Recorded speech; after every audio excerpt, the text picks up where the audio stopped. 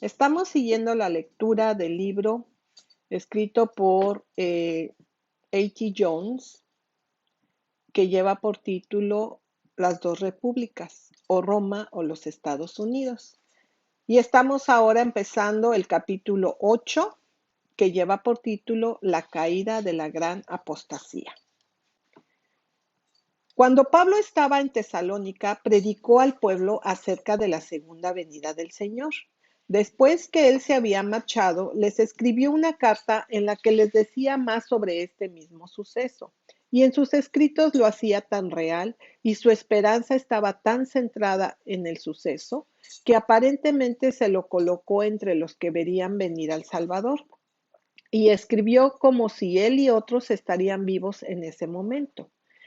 Él escribió, porque esto os decimos por la palabra del Señor, que nosotros que estamos vivos y permaneceremos hasta la venida del Señor, no impedirá ir delante de los que durmieron, porque el Señor mismo descenderá del cielo con aclamación, con voz de arcángel y con la trompeta de Dios, y los muertos en Cristo resucitarán primero. Luego nosotros, los que estamos vivos, junto con ellos, seremos arrebatados en las nubes para recibir al Señor en el aire y así estaremos siempre con el Señor. Primera de Tesalonicenses 4:15 al 17.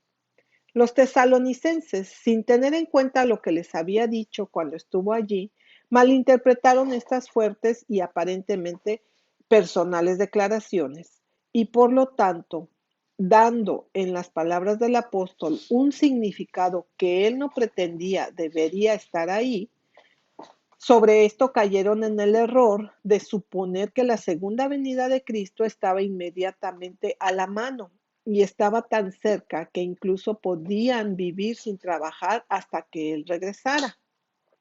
Esta idea se había elaborado bastante plenamente entre ellos por personas que pretendían haber recibido revelaciones del Espíritu. Otros, pretendiendo que habían recibido noticias de Pablo en este sentido, y aún otros fueron tan lejos como para escribir cartas en ese sentido y falsificar el nombre de Pablo. Llegando estos hechos al conocimiento del apóstol, escribió una segunda carta para corregir los errores que, en vista de la enseñanza que había dado cuando estuvo presente con ellos, no estaban justificados en absoluto.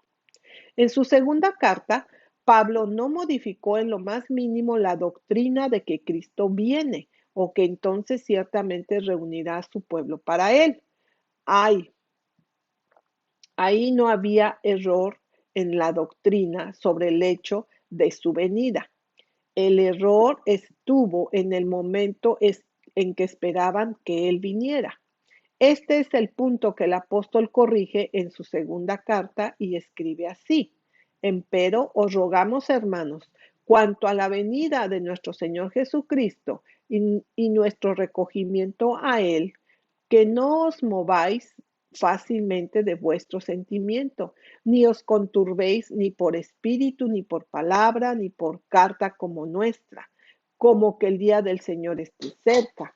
No os engañe nadie en ninguna manera, porque no vendrá sin que venga antes la apostasía y se manifieste el hombre de pecado, el hijo de perdición, oponiéndose y levantándose contra todo lo que se llama Dios o que se adora, tanto que se asiente en el templo de Dios como Dios, haciéndose parecer Dios. ¿No os acordáis que cuando estaba todavía con vosotros os decía esto?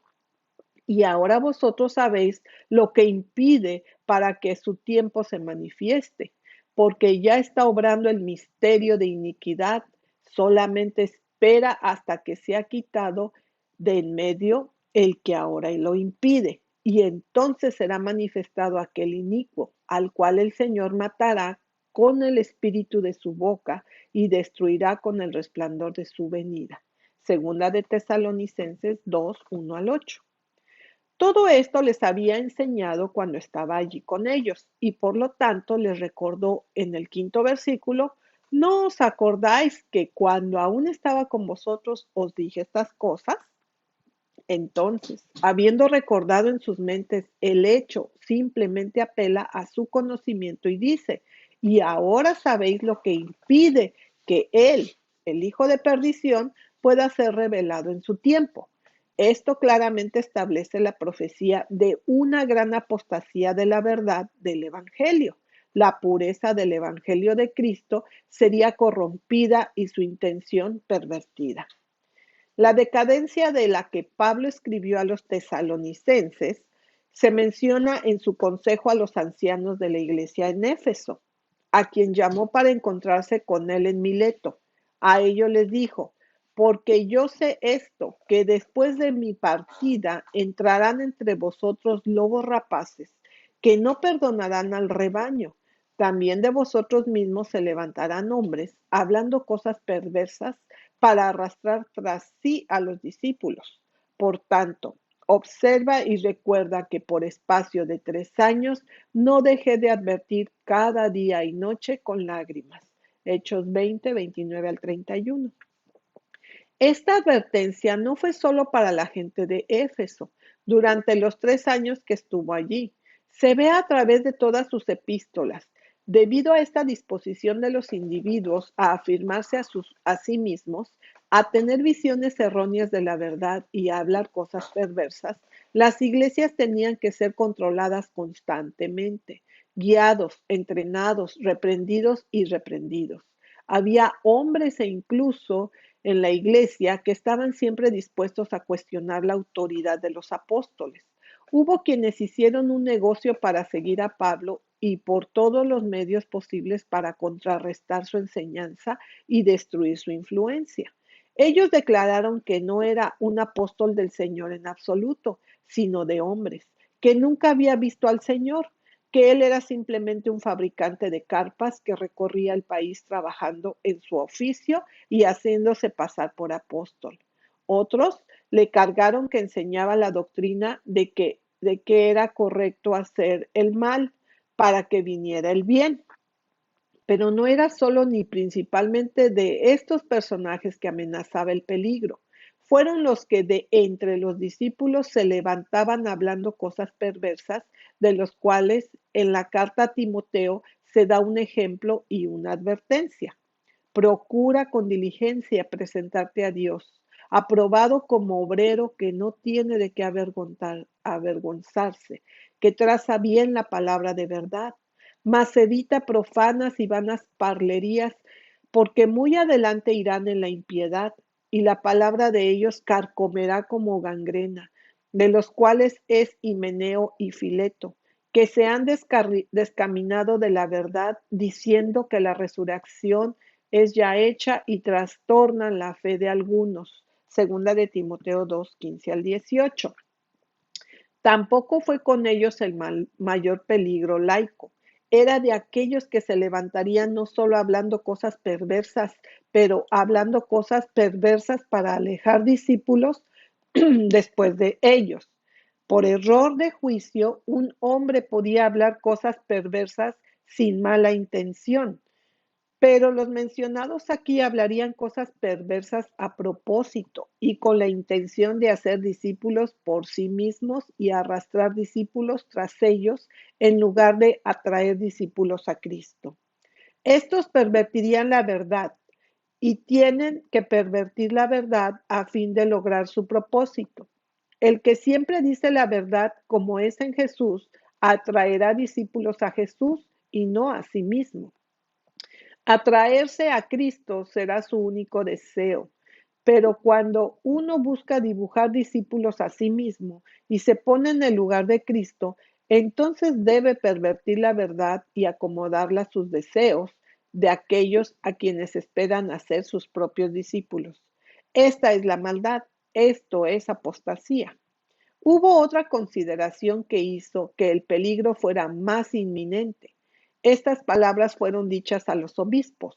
Era una compañía de obispos, a quienes el apóstol estaba hablando cuando dijo: de ustedes mismos se levantarán hombres hablando cosas perversas para arrastrar a los discípulos tras ellos. De ese orden de hombres fue que fueron escogidos a cuidar de la iglesia de Cristo, de aquellos que fueron establecidos para proteger a la iglesia de esta orden de hombres, allí serían los que pervertirían su vocación, su oficio y el propósito de la misma: edificarse y reunir discípulos a sí mismos en lugar de Cristo. Ver este espíritu para controlar su influencia y para protegerse contra sus obras fue el esfuerzo constante del apóstol, y por la razón como se dijo a los tesalonicenses, que el misterio de la iniquidad ya estaba obrando, había en ese momento elementos en el exterior que el apóstol podía ver claramente desarrollar todo lo que las escrituras habían anunciado. Y apenas murió el último de los apóstoles cuando apareció el mal en su funcionamiento práctico. Tan pronto como los apóstoles fueron retirados del escenario de acción, tan pronto como se fue su atenta atención y su autoridad apostólica fue quitada, que este mismo apareció de lo que había hablado el apóstol: ciertos obispos, para facilitar la conversión de los paganos, multiplicar discípulos y con ello aumentar su propia influencia y autoridad, comenzaron a adoptar costumbres y formas paganas. Cuando se cerró el canon de las escrituras y el último de los apóstoles estaba muerto, el primer siglo se había ido, y dentro de 20 años de ese tiempo la perversión de la verdad de Cristo se había generalizado. En la historia de este siglo y de este tema, el registro es cierto que para el culto religioso, tanto público como privado, muchos ritos fueron añadidos sin necesidad y para la ofensa de los hombres sobrios y buenos. Y la razón de esto se dice que los cristianos fueron declarados ateos porque estaban destituidos de templos, altares, víctimas, sacerdotes y toda esa pompa en que el vulgo supone que consiste la esencia de la religión. Para los no iluminados, las personas tienden a estimar la religión por lo que ven. A silenciar esta acusación, los médicos cristianos creyeron necesario introducir algunos ritos externos que golpearían los sentidos de las personas para que pudieran mantenerse realmente, para poseer todas aquellas cosas de las que los cristianos estaban acusados de ser destituidos, aunque bajo diferentes formas. Esto fue a la vez para acomodar el culto cristiano y sus formas a la de los paganos, y estaba casi a un paso para paganizar el cristianismo. Ningún elemento o forma pagana se puede conectar con el cristianismo o su adoración, y el cristianismo permanece puro. De todas las ceremonias de los paganos, los misterios fueron los más sagrados y más universalmente practicados. Algunos de los misterios eran en honor de Baco, algunos de Cibeles, pero los más grandes de todos, los considerados los más sagrados de todos y los más prácticos, eran los eleusinos, así llamados porque se celebró en Eleusis, en Grecia. Pero cualquiera que fuera el misterio que se celebraba, siempre hubo en él como parte esencial del mismo los elementos de la abominación que caracterizaba el culto al sol en todas partes, porque los misterios eran simplemente formas del extendido y multiforme adoración al sol. Entre las primeras perversiones del culto cristiano, debía dar a sus formas el título y aire de los misterios, porque dice el registro: entre los griegos y la gente de Oriente, nada se consideraba más sagrado que los llamados misterios. Esta circunstancia llevó a los cristianos, a fin de impartir dignidad a su religión, a decir que también tenían misterios similares o ciertos ritos sagrados ocultos al vulgo, y no solo aplicaron los términos usados en los misterios paganos a las instituciones cristianas, particularmente al bautismo y a la cena del Señor, pero gradualmente introdujeron también en los ritos que fueron designados por esos términos. Para que este punto se comprenda mejor, daremos un esbozo de los misterios eleusinos. Como hemos dicho, aunque hubo otros, estos fueron de tal preeminencia que adquirieron el nombre específico a modo de preeminencia: los misterios. El festival era sagrado para Ceres y Proserpina. Todo en él contenía un misterio y los iniciados debían mantenerlo en secreto. Esto se observó solamente y se impuso a un misterioso secreto a todos los devotos de la diosa. Y si alguien alguna vez aparecía en la celebración, ya sea intencionalmente o por ignorancia, sin duda, sin una presentación adecuada, era castigado inmediatamente con la muerte. Personas de ambos sexos y de todas las edades se iniciaron en esta solemnidad y fue considerada un crimen tan atroz descuidar esta parte sagrada de la religión, que era una de las acusaciones más graves que contribuyó a la condena de Sócrates. Los iniciados estaban bajo los cuidados más particulares de las deidades y por lo tanto sus vidas eran, se suponía, debían ser atendidas con más felicidad y seguridad real que las de otros hombres.